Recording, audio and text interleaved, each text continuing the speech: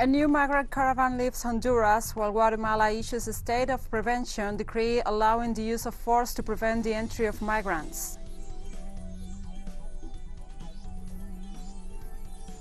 Ethiopia received 300,000 doses of Sinovac COVID-19 vaccine from China as the Asian nation continues its efforts to make its vaccine a global public good. The foreign ministers of Iraq, Jordan, and Egypt met in Baghdad on Monday to exchange views, evaluate regional developments, and enhance Arab solidarity and security.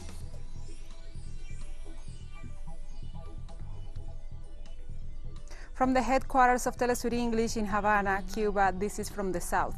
I'm Gladys Quesada.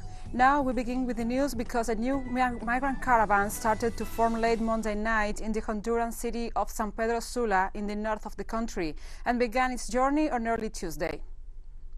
According to local media, hundreds of citizens gathered at the main bus station of the city to organize and start the new mobilization after an open call on social media. The marchers concentrated in small groups and then gathered in the border zone with Guatemala. As reported by TeleSUR's correspondent in Honduras, Gilda Silvestrucci, the migrant caravan began its journey on the early hours of this Tuesday. Given the arrival of the new caravan of migrants, the government of Guatemala announced a state of prevention in 5 of the 22 departments of the country to contain the possible approach of migrants.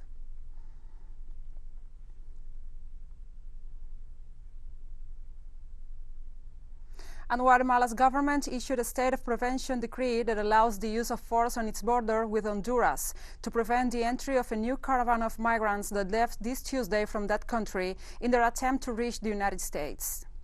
According to the Guatemalan government, the caravan will cause a citizen security crisis when entering and moving through the country, which will worsen the epidemiological situation. During the next 15 days, it will be possible for law enforcement to dissolve by force any meeting or group, also a public demonstration that takes place without due authorization, says the text. Last January, Guatemalan police and military forces violently pushed back a caravan of close to 7,000 Honduran migrants who crossed the border without complying with the Guatemalan controls.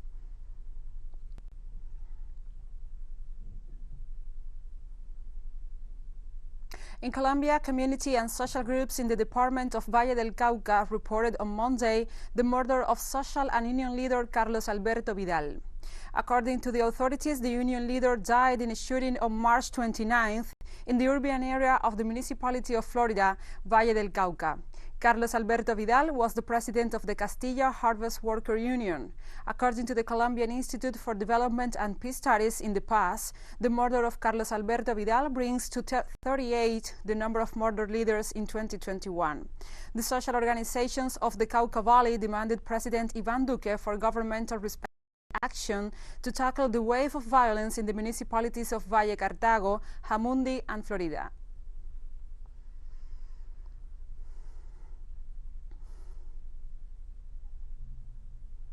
And we continue in Peru, where this Monday the first of 3 days of presidential debates took place, promoted by the National Jury of Elections in the lead-up to the April 11th general elections.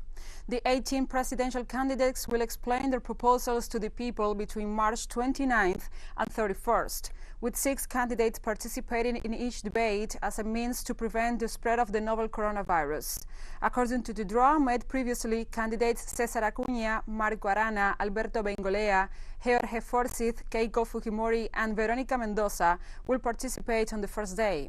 The National Jury of Elections indicated that the topics to be discussed will include measures to face the COVID-19 pandemic, education, security, and public integrity.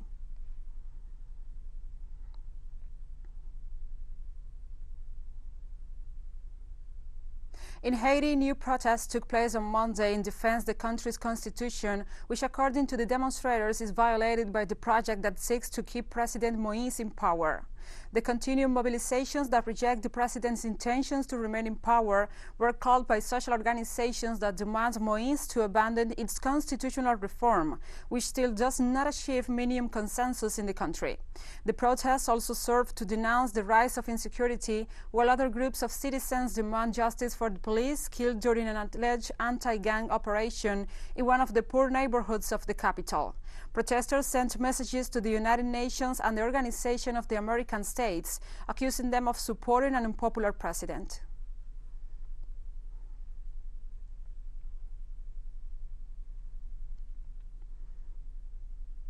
In Mexico, the Generation and Equality Forum, convened by the United Nations Office for Women in Mexico, is in session. In this context, President Andrés Manuel López Obrador called for firm strategy to tackle gender-based violence. Our correspondent Eduardo Martinez has the story. Relatives of victims of femicide gathered in front of the National Palace to demand justice. As they did on March 8th, they projected on the walls of the National Executive Headquarters building the names of thousands of murdered and missing women. It hurts us to speak about these issues, but it is necessary, because they are killing us. Yolitzin Martinez has been looking for her sister since 2010. She disappeared in the city of Acapulco, in the southern state of Guerrero. Since then, her tranquility has vanished and she can only regain it, she says, once she finds Yatzil, alive or dead. We can create these situations in which we can tell ourselves that we are going to protect ourselves from this pandemic. We, with or without pandemic, we will keep looking. With or without money, we will keep looking. With or without health, we keep looking. With or without safety, we will keep looking, and we won't stop until we find them. In this context, a forum was opened to address the situation currently faced by women in Mexico and the world. United Nations convened a meeting to discuss the progress made in the Beijing Declaration and Action in 1995. We are with women who have been affected by this violence. We are with women of all ages, wherever they are calling for an end to violence. During the morning conference and remotely, the Executive Secretary of the United Nations Organization, Antonio Guterres, the French President Emmanuel Macron, and the head of the Mexican executive, Andrés Manuel López, addressed the forum. The Mexican president took the opportunity to condemn the murder of a Salvadorian migrant woman in the state of Quintana Roo. It is a fact that fills us with pain, sorrow, and shame to tell their families, to the Salvadoran, Mexican, women of the world, to all men and women, that those responsible will be punished. They are already in the process of being prosecuted, and there will be no impunity. In social networks, the demands for justice for Victoria Salazar were expressed. The violent incident was known in the video submitted by municipal police of Tulum. She entered Mexican territory with a humanitarian visa. Eduardo Martínez, TeleSUR, Ciudad de México. We'll be right back after this very short break, so don't go away.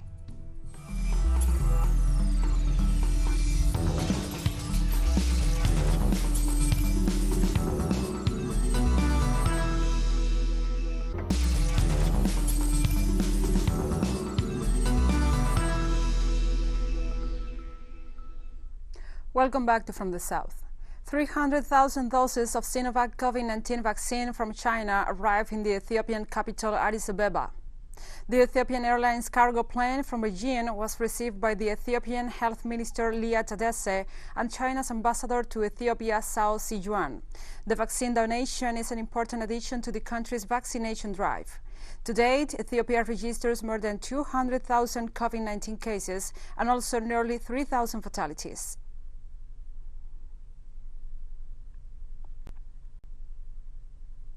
Today we are grateful to receive this donation of 300,000 doses of Sinopharm vaccine from the government of China to government of Ethiopia. That will really augment the vaccination process and rollout that we have started in the last 2 weeks ago. And this is going to really support and augment the coverage of our population in terms of ensuring the control of this pandemic and reducing morbidity and mortality. China has worked in real earnest to pursue the common good of humankind. Vaccine is a powerful weapon against virus and brings hope for saving lives. It should serve the entire world and benefit our humanity. President Xi was second to none to pledge that China will make its vaccines a global public good, thus improving vaccine accessibility and affordability in developing countries.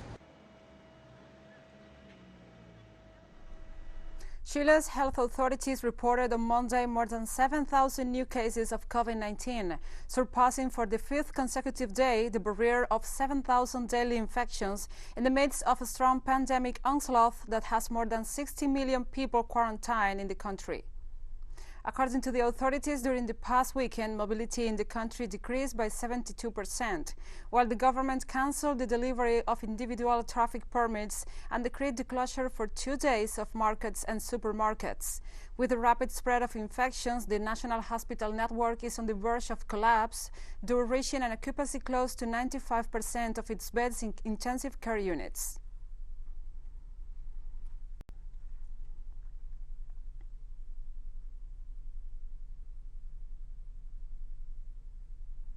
Amid criticism over management of the COVID-19 crisis, far-right Brazilian President Jair Bolsonaro received resignation letters from 6 of his top cabinet officials on Monday. Among those resigning were ultra-conservative Foreign Minister Ernesto Araujo, who stepped down over the struggles to get coronavirus vaccines, according to local sources, while Defense Minister Fernando Azevedo unexpectedly quit. Former Attorney General André Levy, who refused to sign Bolsonaro's lawsuit to lift 3 state governors' lockdown orders, also published a letter of resignation.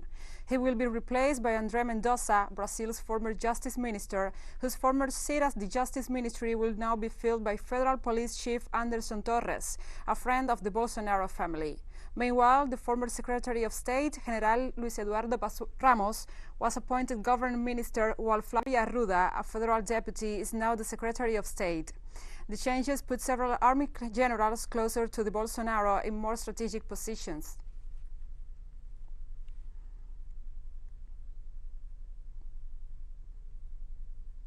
Prior to the resignation of the Brazilian Foreign Minister Ernesto Araujo, Social Democrat Senators Alessandro Vieira and Randolph Rodriguez noted they will present a petition for impeachment against the minister this Monday in the Supreme Federal Court. The request argues that Araujo did not make the necessary efforts at the international level to obtain vaccines against COVID-19 and the corresponding supplies in enough quantity to address the health crisis. At the same time, the senators denounced that the denialism of the seriousness of the pandemic by the foreign minister has caused enormous damage to the health of the Brazilian people.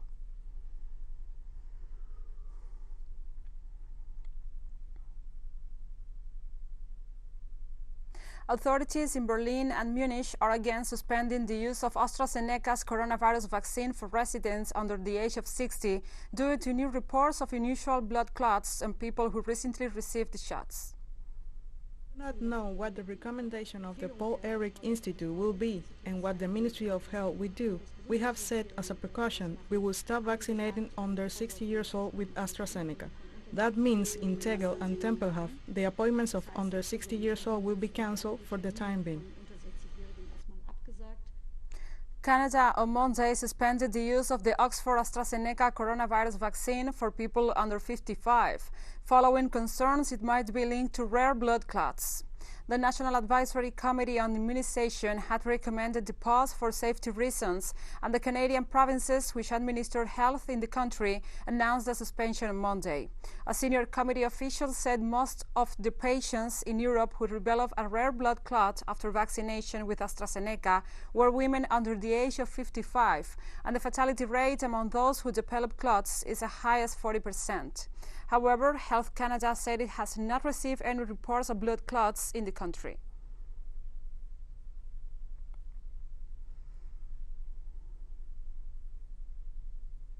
The leaders of 24 countries urged this Tuesday in a forum to elaborate an international treaty on pandemics to face future health crises. The proposal is presented in a gallery signed by the leaders of countries of the 5 continents, among them Spain, France, Germany, United Kingdom, South Korea, South Africa, Indonesia, Rwanda, Netherlands, and Chile. The main goal of such a treaty will be to strengthen the world's resilience to future pandemics through better alert systems, data sharing, research, and the production and distribution of vaccines, medicines, diagnostics, and personal protective equipment.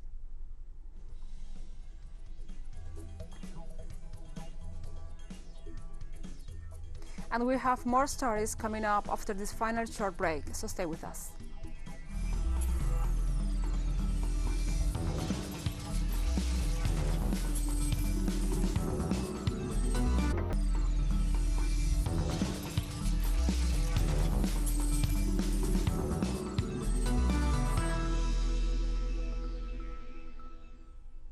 Welcome back to From the South.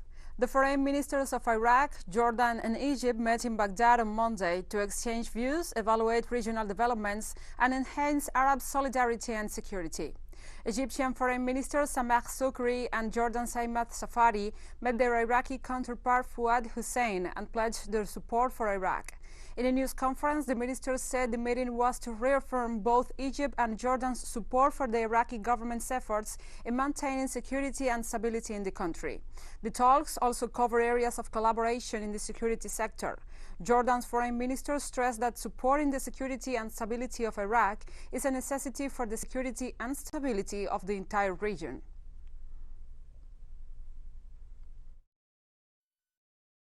So, we shared views and had discussions regarding the developments that are taking place in our Arab region, and particularly the updates in the Palestinian issue and the crisis in Libya, Syria and Yemen, as well as cooperation in counterterrorism and extremism aspects, in the way that we need to preserve the security, stability and sovereignty of region's countries.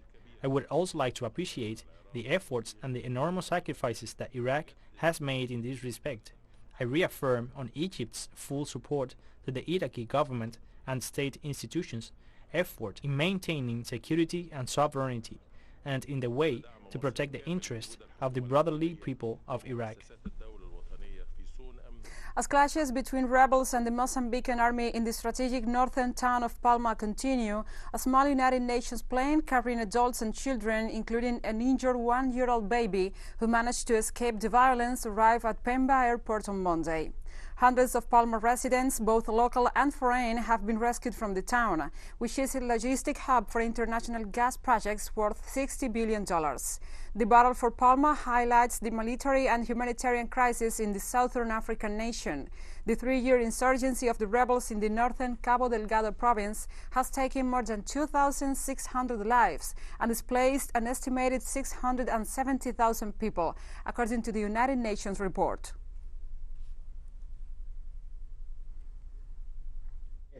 Yes, friends, partners, colleagues. There are workers missing. There is no communication. There are workers. I left guards. I left the company, trucks, machines.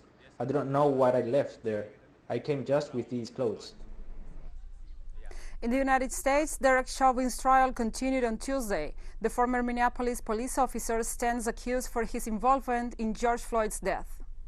Chauvin's trial began Monday with prosecutor Jerry Blackwell telling jurors that Chavin did not let up and did not get up even after Floyd said 27 times that he could not breathe and went motionless. Prosecutors played a video showing the white former police officer kneeling on George Floyd's neck for 9 minutes, 29 seconds as the black man pleaded for his life. The defense says it will show that Chavin reacted exactly as he was trained. The widely seen video sparked of outrage across the U.S. and beyond.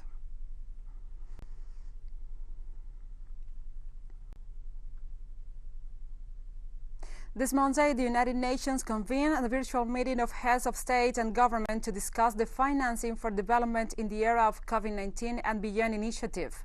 Speaking as part of the high-level event, the UN Secretary General called on the international community to support less developed countries in the midst of the COVID-19 health emergency. Countries need access to additional liquidity to respond to the pandemic and to invest in recovery, and the international community must urgently provide the necessary support to all developing countries in need. I am encouraged to see that our insistence on the need for a new allocation of special drawing rights by the IMF and relocation of these unused rights to support the most vulnerable countries, particularly middle-income countries, is now gaining widespread acceptance. So let us make sure that it does and that this initiative is properly managed. As part of his statement in the high-level UN meeting this Monday, Venezuelan President Nicolás Maduro Moros stressed the importance of working together to overcome the pandemic. Distinguished Antonio Guterres, Secretary General of the United Nations, Your Excellencies, Heads of State and Government.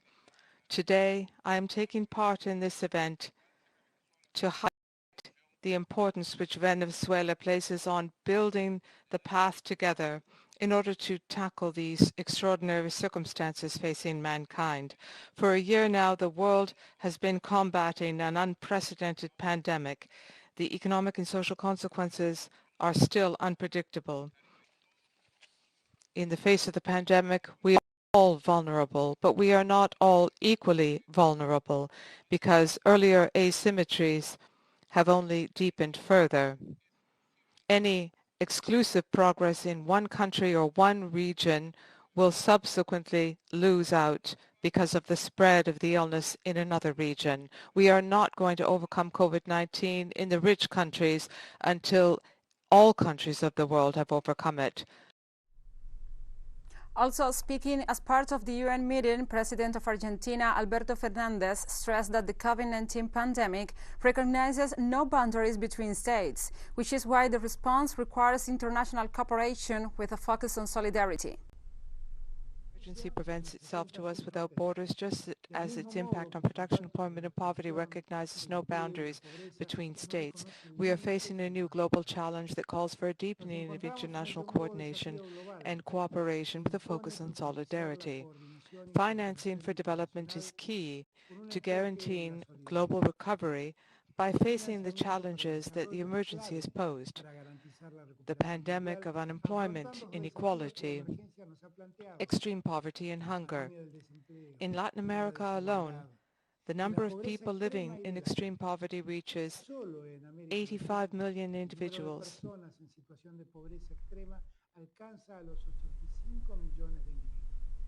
In her statements as part of the virtual UN meeting this Monday, Prime Minister of Barbados, Mia Mottley, noted that the COVID-19 crisis has affected poor countries and those depending on tourism to a greater extent than others. America's substantial policy response is a good thing, but the unintended consequences may well be higher U.S. Treasury yields, a stronger dollar, which has happened before, will lead to massive indiscriminate reversal of private credit to developing countries. This, my friends, regrettably, is how the health crisis turns into a global financial crisis.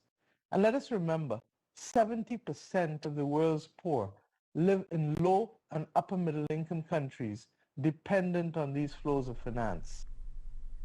Prime Minister of Antigua and Barbuda, Gaston Brownie, warned heads of states and government participating in the virtual UN meeting about inequality in the distribution of vaccines against COVID-19, noting that rich countries are responsible for the problem.